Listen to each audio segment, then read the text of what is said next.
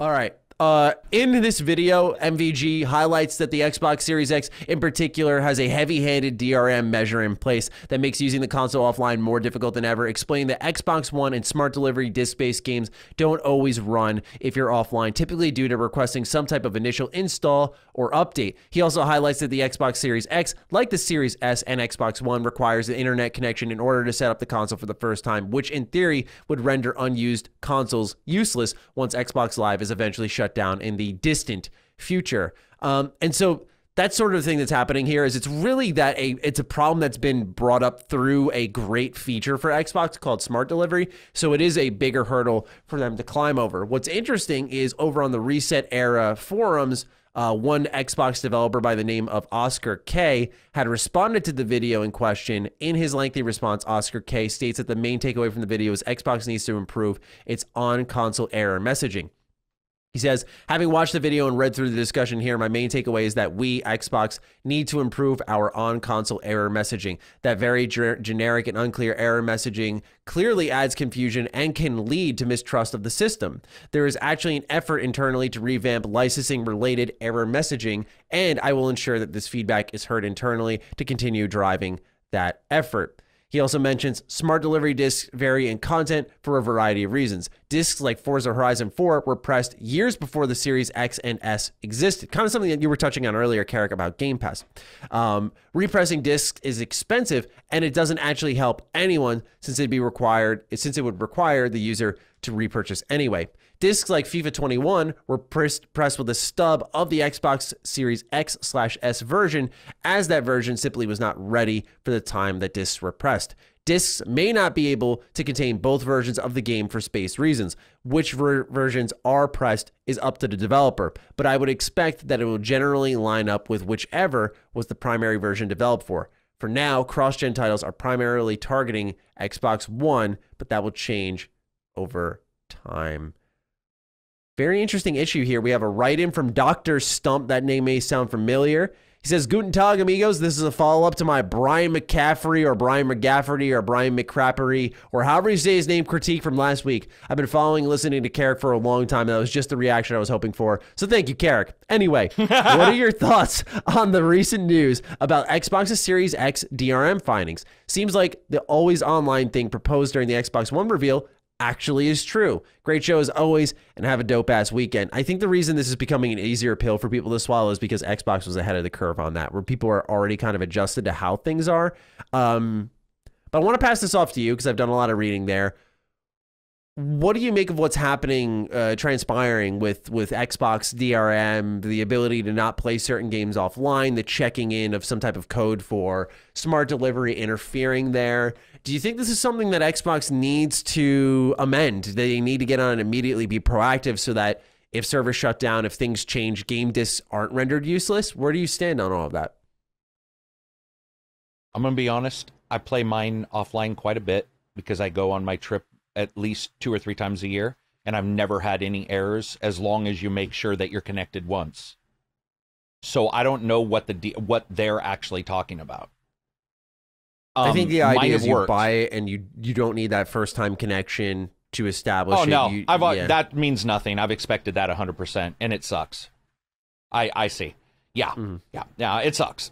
It sucks. And Sony does it, by the way, too. So I don't know if they're pretending that Sony doesn't do it, but that's definitely a thing with the consoles versus, say, the Switch, which I don't think other than downloading it because I need space. But if you go and buy, I think there's 1 or 2 games that if you buy, they download, but I could even be wrong on that. Now that I think about it, on the Switch. Yeah, because I wasn't connected to my network.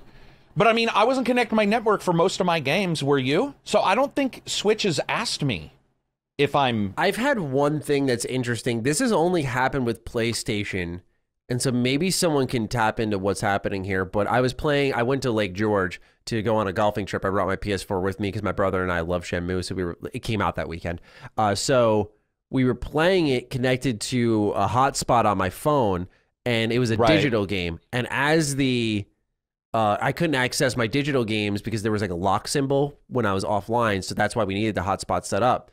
And then when it was set up, if the connection was lost, it would tell me I had like 15 minutes to re-verify my license or else the system would shut down the application. And so I don't know if that's similar to maybe what you're asking. Yeah, it's fair to say. I think it was that. I think it's 48 hours for the Xbox, because I've been gone for an entire weekend and played games on my Xbox and without any internet. We talked about this about 3 or 4 podcasts ago, because I do take that trip. But yeah, it sucks. I mean, it sucks, but that's life. Like, for Steam, I don't know if it's fixed. Steam has an offline mode. So, yes.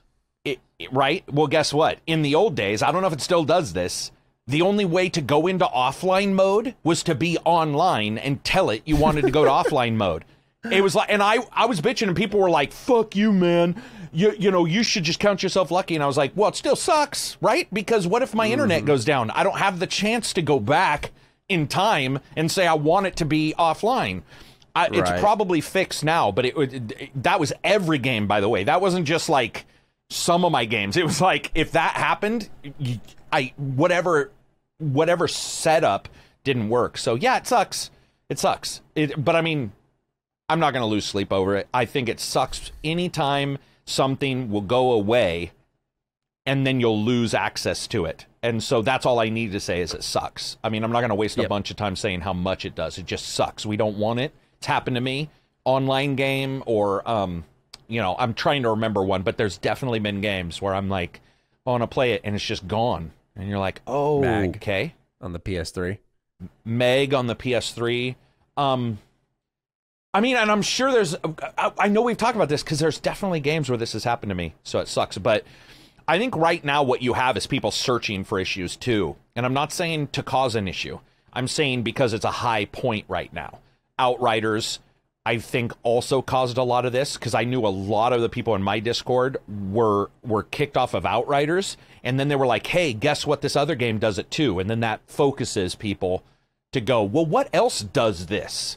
Like, what else has a sign-in server? Admittedly, Outriders, we all expected that, but it just brings it to the fore, and then people start checking more and more and more. And good on them. Good on them. It sucks. Yeah.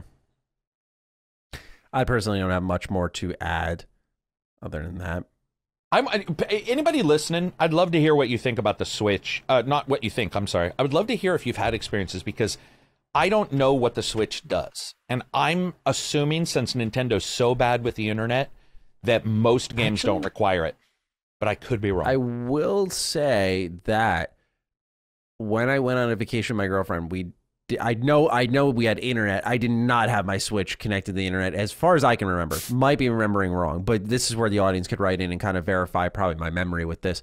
But this was the week I grinded Dragon Quest Builders 2 every night. And so that worked. Hours and hours on Switch, and that did work, and that was digital.